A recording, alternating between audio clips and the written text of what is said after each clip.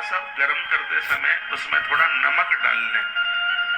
पहले ये माताएं भोजन बनाती थी तो थोड़ा राम रस डालती थी आटे में, जिससे पेट के कीड़े मर जाते थे। अभी भी डालते हैं पता नहीं।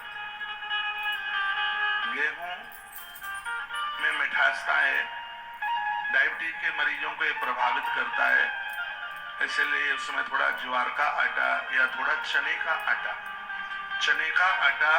यदि आटे में मिला करके आप लेते रहेंगे, जीवन में जॉन्डिस नहीं हो सकता, जिसको पीलिया कहते हैं।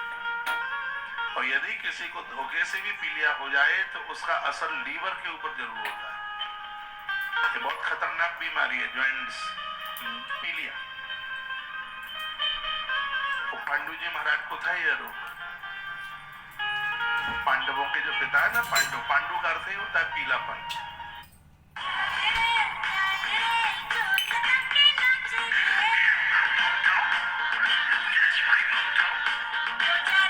पांडु का अर्थ ही होता है पीलापन। तो ये मालवा में तो चना बहुत होता है, बहुत होता है इधर। मैं तो सबके लिए बोलूंगा, थोड़ा सा आटा चने का गेहूं के आटे में गूंथ करके और हल्का कुनकुना पानी करके थोड़ा उसमें रामरस नमक डालकर फिर आटे को आप मारिए। थोड़ा दूध डाल करके भी आप आटे को गूंथ सकते हैं। सुबह से लेकर के रात्रि तक रोटी सूखेगी नहीं। घी नहीं डालें, उसमें तेल नहीं डालें, क्योंकि इतनी चिकनी रोटी है वो आंतों से चिपक जाएगी।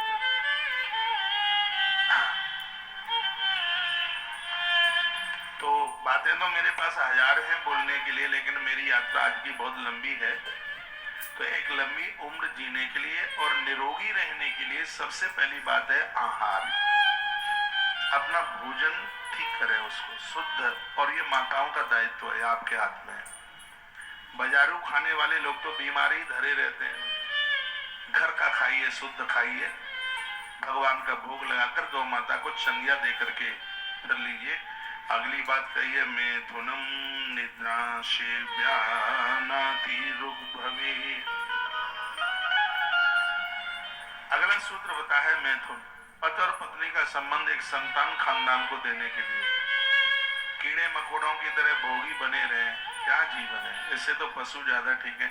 पशुओं का भी कोई टाइम समय होता है, लेकिन आदमी इतना कुकर्मी हो गया है, उसने तो घरवाली को, पत्नी को वासना का खिलौना समझ रखा है। यह दोनों के दोनों धर्म की बैलगाड़ी के ये दो वृषभ हैं।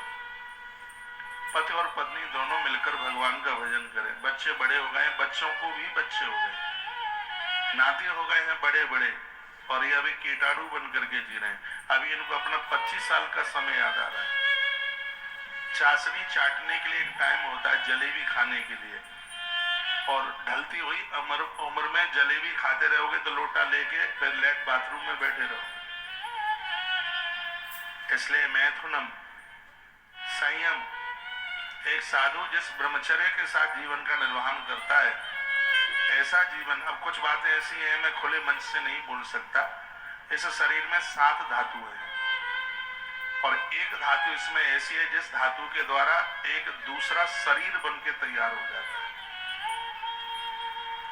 और उस धातु को आज हमने खाया पिया है तो 90 दिन में वो धातु बन के तैयार होती है। कुकर्मी लोग इतनी बड़ी गलती करते हैं, 10 बीघा में फूल लगाए जाएं, उसका इत्र निकाल करके किसी पोखरिया में फेंक दिया जावे तो कितनी बड़ी गलती है। भ्रष्ट लोग, जिनको संयम नहीं है, कुकर्मी लोग ऐसे ही गलती करने में लगे हुए हैं। आज पता ही नहीं लगता कि बच्चे कब जवान हैं कब बूढ़े हैं। सुनिए, इधर ध्यान दें, कब बच्चे जवान हुए कब बूढ़े हुए। 16-17 वर्ष की उम्र में निचुड़े हुए नींबू की तरह कहते हैं महाराज जी चक्कर आ रहे हैं। मैंने कहा इनकी बिल्कुल पैपनी जैसा मुंह तो देख लो इनका, कितना बढ़िया लिखा, आहारो मैथुनम निद्रा सेव्यानाति ऋग्भवे।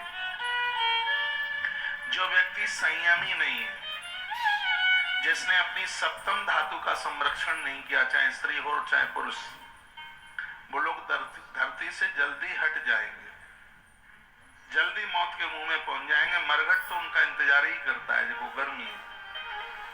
जिसका बचपन बिगड़ा है उनकी जवानी बिगड़ेगी, जिनकी युवा अवस्था बिगड़ी है उनकी वृद्धावस्था जरूर बिगड़ेगी। धरती पर बहुत बड़ी बड़ी शक्ति है, लेकिन सप्तम धातु का संरक्षण करना इससे बड़ी शक्ति नहीं है। लंका हनुमान जी ने नहीं, लंका हनुमंत लाल जी के ब्रह्मचर्य ने जलाकर के राख कर दी। संयम होना चाहिए। हमारे देश में और विदेशियों